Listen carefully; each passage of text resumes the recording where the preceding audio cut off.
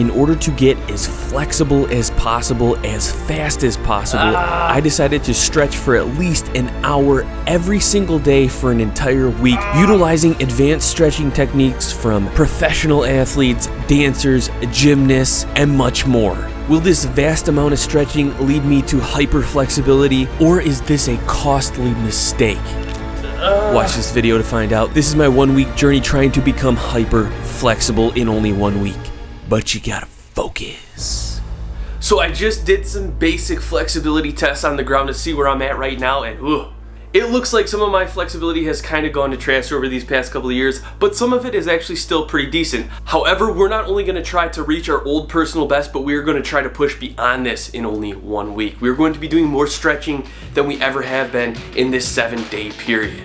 So let's see what happens and get started stretching on day 1.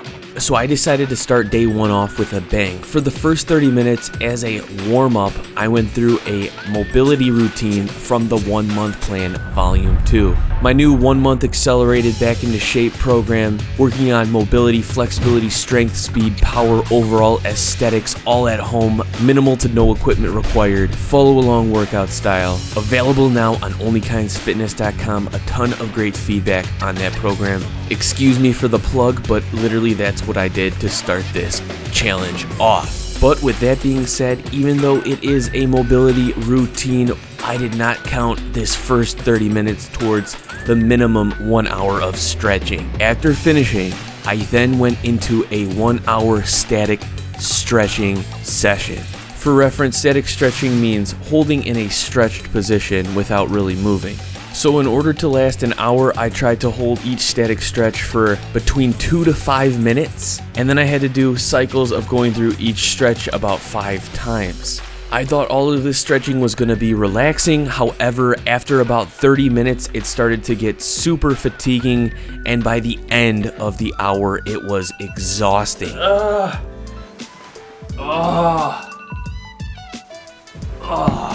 I just feel like I feel exhausted right now, you know, which is weird because I've just been stretching, but I feel exhausted.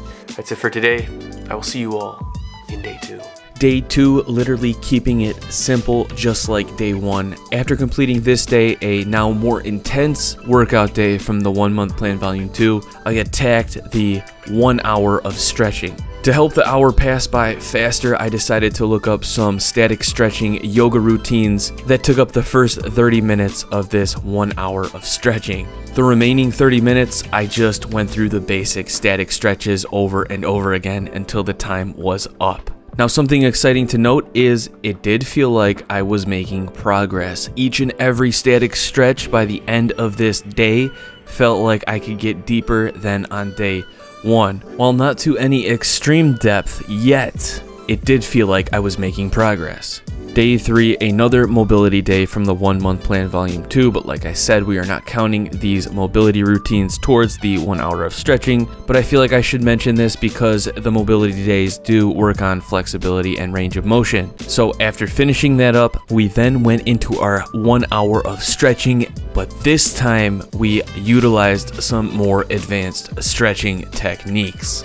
Specifically a technique called PNF Stretching. The basics of this technique are getting into a stretched position. I would hold this position for approximately 30 seconds until I felt a homeostasis in the stretch, like I didn't really feel like it was too much of a stretch anymore. Then I would lightly flex the muscles being stretched. After about 5 seconds of holding this flex, upon allowing my muscles to then relax, I was then able to push my stretch deeper. That is the magic of PNF stretching. Now, I didn't do this with every single stretch. I only did this with major stretches like the straddle and a few arm stretches. Also, I wouldn't really recommend using this technique. It seems a little excessive. Flexing muscles that are already stretched could be potentially dangerous, and I would only really do this if it was recommended by a physical therapist or some other doctor. But with that being said, I took precautions before doing this and only applied this technique lightly with great success, so it did help me get more flexible significantly on this day. Now, the PNF stretching part literally only took up about 15 minutes of the total 1 hour. For the rest of the hour, I just went through basic static stretches. I think there's too much stretching, and that was too much stretching. Yeah. One thing's for sure though is I definitely am getting more flexible, without a doubt. On day 4, I decided to continue to apply some more advanced stretching techniques. Starting off my hour of stretching with a short PNF stretching session, I then tried to push it further with assisted partner stretching.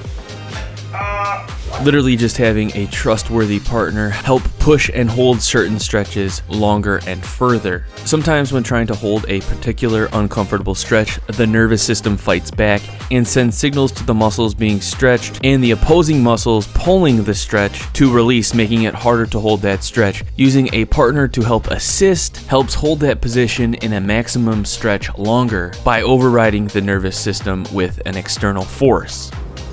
Oh, your feet stink. I'm sorry, don't breathe it in. Because of the intensity, I broke up day 4 into 2 30-minute stretching sessions. Day 5, I decided to experiment here and add some weight to my stretches. What I thought was going to be kind of a joke actually turned out to be super effective. Literally just using some added weight and gravity to help get deeper in a few select stretches. This technique really felt like it helped me hold that extra maximum position in each stretch longer and easier, just like partner stretching, helping override that counteractive nervous system response. Having the weight kind of like allows you to more easily break through that point of resistance where it's like your body's thinking like, oh, it's a little uncomfortable, I don't want to go there. Definitely getting a deeper stretch with less effort. On day 6, I decided to help deepen specific stretches by using a foam roller or a lacrosse ball. Using these tools helped me apply additional tension on the areas I wanted to target, which allowed me to get a deeper, more effective stretch. A huge target for this day was to really help loosen up my shoulder region, which is a zone that became super tight over the past couple of years due to micro injuries and laziness. However, using a lacrosse ball to help target those smaller muscles felt very effective and helped loosen up my shoulders significantly. Alright, something you guys probably already realize is that every single day when we're doing these stretches, we're not just kind of like, oh, doing stretches, you know, we're actually really putting in effort and, you know, doing multiple techniques, just really trying to get to that limit, you know what I'm saying? And it is exhausting. Like, I've only been going for about 30 minutes so far, and I'm just exhausted. Like, it's like a workout in itself. But I'm definitely making progress. I definitely notice I'm getting way deeper on a lot of stretches. It's kind of gross. Due to the increasing intensity and increasing soreness of each and every stretching session throughout this week, I decided to back off the intensity on day 7 and just stick to static stretching, but still for an entire hour. My thought was by backing off the intensity that it would allow my body's nervous system and muscles to just recuperate but still maintain the flexibility that I put on throughout the week, and by hopefully being less sore the next day, I would be able to push my stretches even further, yielding great results. Alright, let's see how good we did. Looking at the results of stretching at least 1 hour every single day for a week, there were improvements all around.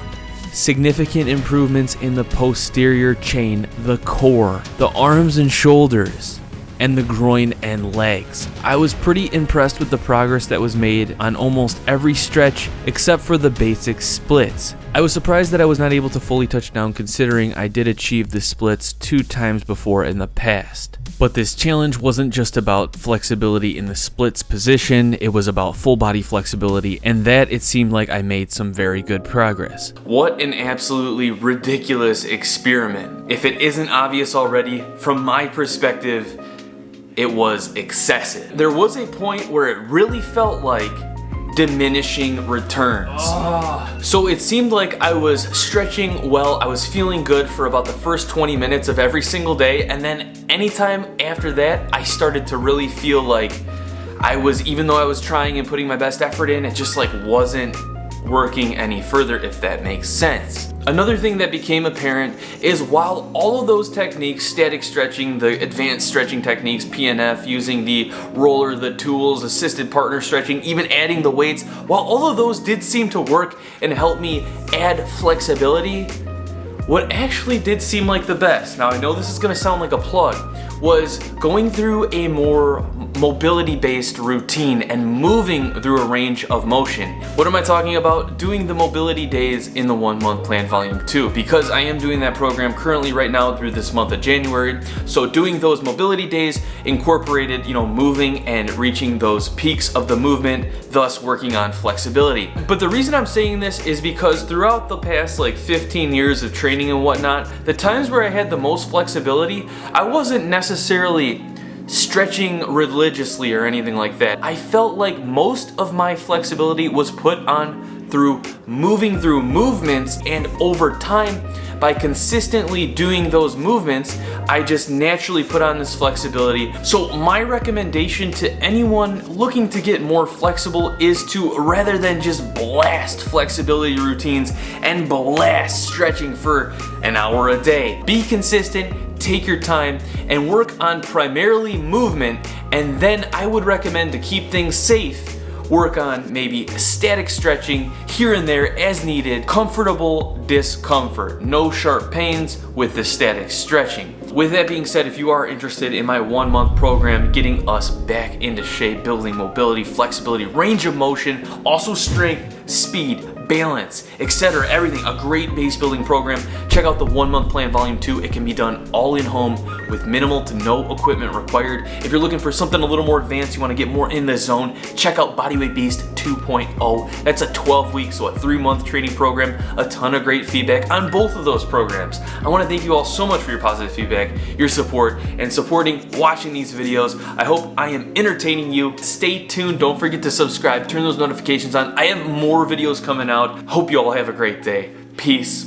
I will see you all in the next video.